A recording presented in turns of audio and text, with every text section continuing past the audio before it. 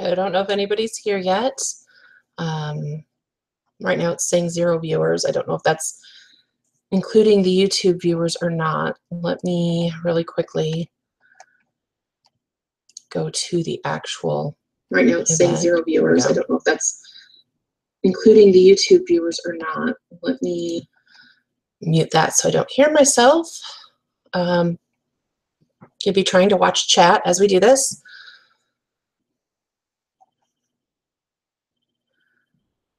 Doesn't look like we have anyone here yet.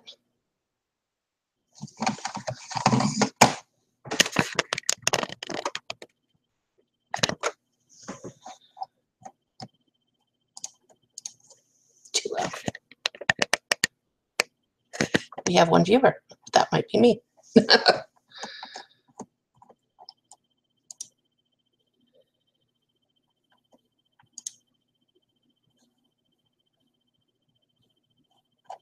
Let's see if that's the one I posted.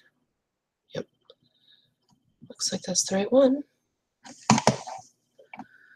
All right, so we've got 2 minutes, and then I'm going to go ahead and get started, even if we don't have viewers. Because I can always, post the link to this later.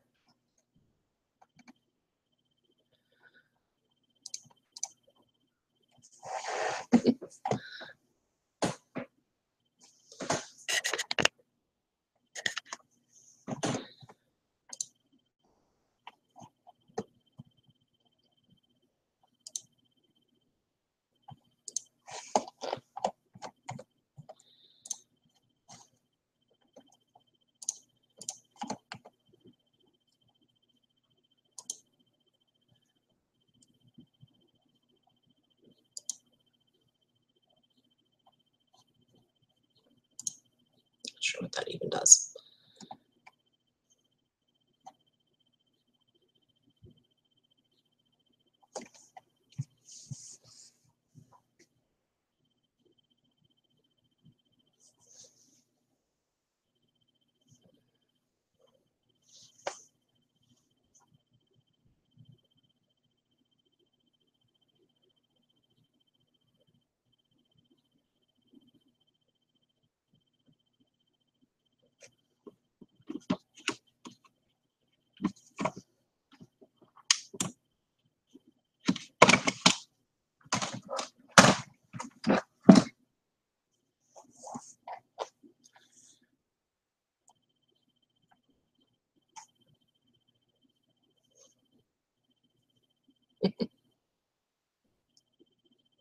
Where is everybody? Come out wherever you are.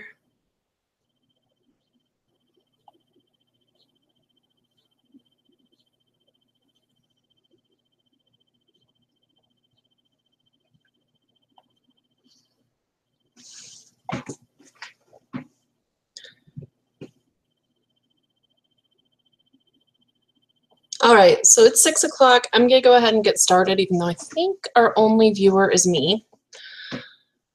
So, hi, I'm Maggie Rose, as most of the group that I've invited to watch this knows. In some circles, I'm known as Mama Rose. I am a tarot reader. I've been reading since I was 15, so 37 now, so it's been a while. 22 years I've been reading. I never had any formal training. It's all been from books or just from the heart. I've gone through probably 10, 12 decks over the years. I had the basic Rider-Waite, which is a good beginner deck. I currently have 3 decks that I work with. One is a steampunk deck. One is a very surrealist deck. Actually, 2 of them are surrealist. I cannot remember the name of the artist on the newest one. That was a gift from my husband last year. And then I have one that was a gift from a friend at Yellowstone that is Moon People. And next week I'll bring those out and actually show you the pictures. Again, please forgive the mess that is my kitchen. As you can see, well, you can't really see, but I'm wheelchair bound most of the time. I think cleaning gets a little iffy from time to time, but I'm doing better with it. Plus, we're still getting settled. So, Tarot goes back hundreds of years, and everyone has their own approach to it. It started out with playing cards. It actually started as a playing card game. So can you imagine hundreds of years from now people telling fortunes with Magic the Gathering or Pokemon cards? That's basically what's happening.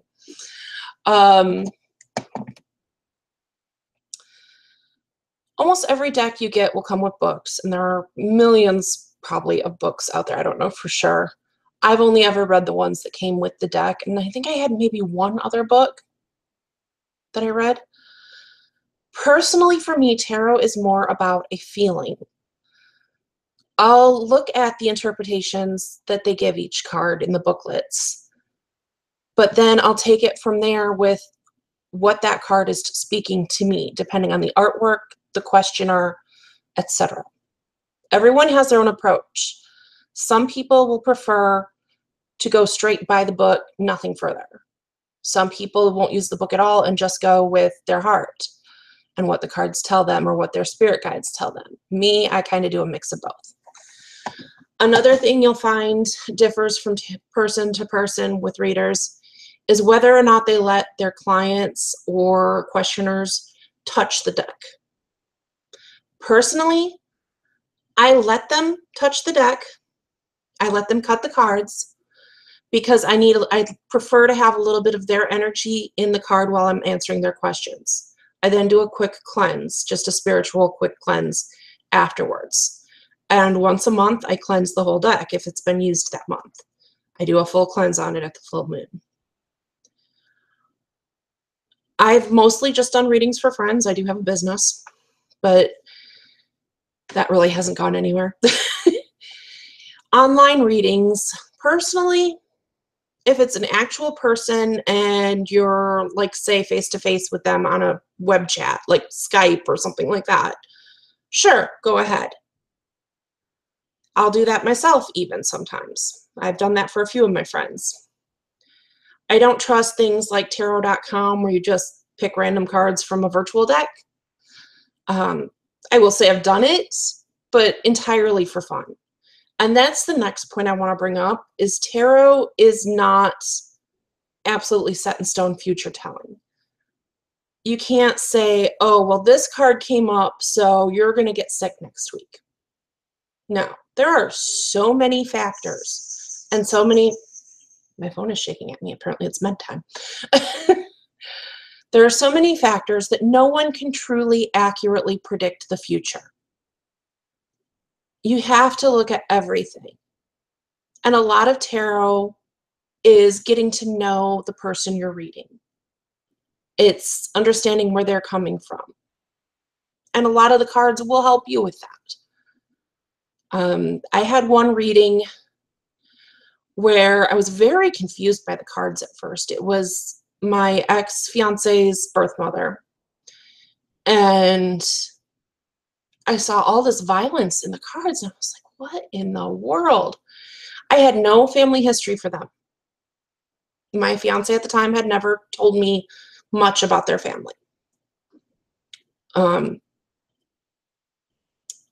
What I got from the cards was that she had witnessed something involving a very violent death caused by a woman. Come to find out, and she looked at my ex-fiance and told him, well, you obviously told her. And then he's like, no, never mentioned that. Didn't know about it myself. Apparently she had seen her mother kill her father when she was a child. So sometimes you do have super accurate things that come out. But again, you could be way off the mark too. And again, a lot of it is reading the client's face as you're talking to them. If you see, like say you draw the death card, a lot of readers will get that. And if you look at your client or the person you're talking to, they will very often look terrified. But there's no need. And you need to reassure them of that. The death card usually means a transformation, not actual death. And that's one of the reasons that I really don't like those online cards, I actually got contacted by my friend's little brother, and she has little brothers the same age as her son. And he's a little bit developmentally delayed. He had done an online reading, and it had only given him the first card's meaning. He had gotten, I don't remember what the first card was, but then he had gotten the Tower and Death. And I was like, oh, dear Lord. So this poor child, he's 17, he's freaking out. And I had to explain to him that basically, you know, you're coming into adulthood. That could be what it means. It could just be that transformation. And next time I'm actually in town with them, I'm actually going to hopefully be able to do a real reading for him and calm him down a little more. But he did calm down once I told him that and assured him not to believe those online readings. But like I said, it's all about having fun. It's all about, you know, reading what you can from the person you're reading. And remember, you're reading them as much as you're reading the cards. And the pictures on the cards, too, might speak to you. Something might jump out. I've had moments, I used to have a vampire deck I actually need to properly dispose of because it was a gift from my ex-husband. In that deck especially, a lot of things would pop out at me while I was doing readings. One thing I will caution is don't try doing a reading on yourself. You're too close to the subject. You will get mixed results. Very, very mixed results. So don't try to do a reading on yourself. Don't try to do a reading on anyone you're very close to, especially if it's a subject dear to your heart. If it's a world event you want to do a reading on, go for it, but keep in mind that your own emotions about that world event might come into play. And I'll talk about that. We'll do a whole session on world events and tarot readings, probably in 2 or 3 weeks. I'll tell you the story of my election night reading. Oof. But yeah, picking a deck is going to be the hardest thing for you at first. Some people will say that the deck has to be gifted. I have found gifted decks do seem to be a little more powerful, but it's not the end all. You know, you can buy your own deck. Usually what my bestie and I would do when we go shopping together is we would figure out which decks we wanted and then buy each other's and then gift them. It's also what my ex-husband and I did. Current hubby is not a pagan. He doesn't do any tarot reading, so he just buys them for me. But yeah. Wow, I really should have thought more about this when I put this for a half hour. Let's delve a little more into the history of tarot. Let me pull something up real quick here.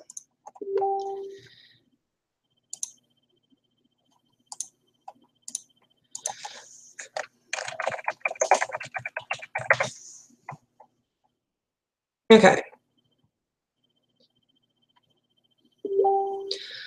So I'm going to post a link to what I'm reading from in the chat, the live chat.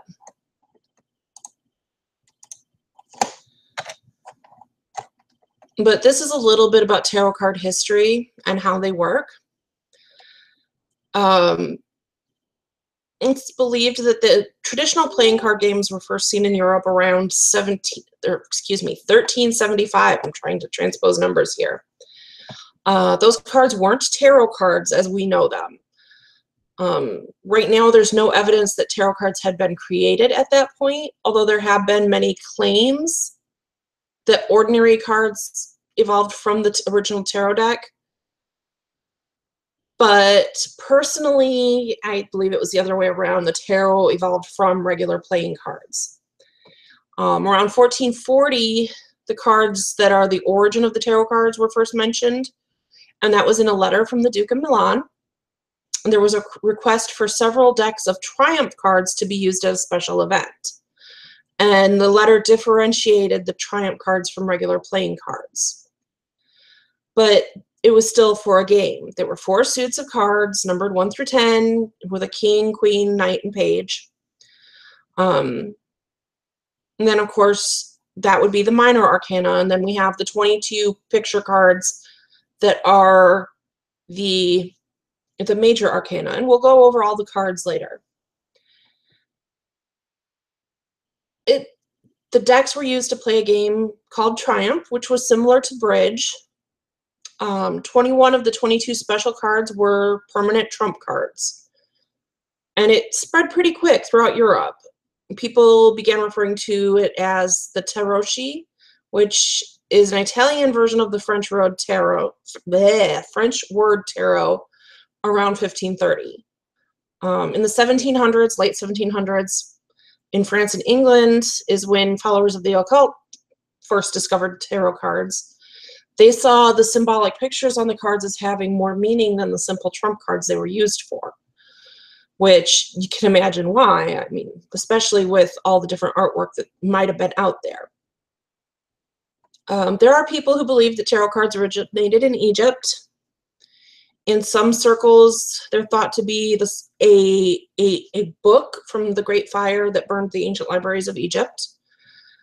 In that theory, the cards are considered to be the hieroglyphical keys to life. Personally, I don't buy into that one myself. I do believe it was originally a game and it became a fortune-telling thing. So, on that, you can also still do readings with your basic playing card deck. There are things out there that will tell you what the different suits match up to and what they mean. I used to do it myself. That was actually my first deck, was just playing cards. And then I went to the Rider-Waite deck, which is the basic deck that most decks today are based off of. And almost everyone's seen a picture of these. I don't have one right now, so I can't show you the basic pictures from them, but I can do a post later in group with some pictures from the original Rider-Waite. And then most Oracle cards from there will branch out from that one. The ones I use are primarily Rider-Waite. Although I used to have a Fairy Oracle deck that I absolutely loved and I would love to get my hands on again, that had other things in it that was a little more advanced than the Rider-Waite. You can usually find tarot cards almost anywhere. I wouldn't recommend looking at like Walmart or Target or things like that. I've never seen them there. But I've gotten them at Barnes & Noble. You can usually find them online. There are a lot of good sites online for that. I do believe that's how we got my steampunk cards, was off the internet. And of course, your local occult store, witchcraft, pagan store, new age, whatever they call themselves, they usually will have tarot cards. In fact, the local place here, excuse me, goodness, has a few cards, a few decks with their books out in the main area, and then this huge glass case full of decks. And it's like probably 5 or 6 rows down and maybe like 12 rows across or more. That's where we got my last deck, and there's another one there. At least I hope he still has it, and if not, I'm gonna see if he can order it for me. That is the artwork of Luis Royo, and I love Royo's work, so hoping to get that deck. But yeah, I was really hoping we'd have more viewership today. That's why I had gone for a half hour. I was expecting questions. But since we don't have anyone here, I'm going to go ahead and put this away for now. And I will post the video to group so that everyone can see it. Let me just really quick check. It doesn't say we have any viewers besides me yet. So, nope. But I will go ahead and post this video to group so that you can all see it. Again, excuse the mess that is my kitchen. At least we don't have Lucifer sorry, getting stage fright here. at least we're not Lucifer jumping up on me every time I talk right now. I put him in the bedroom with Daddy so that he could sleep. And I will try to do that each week for this, because otherwise I have a feeling he's going to be a huge nuisance.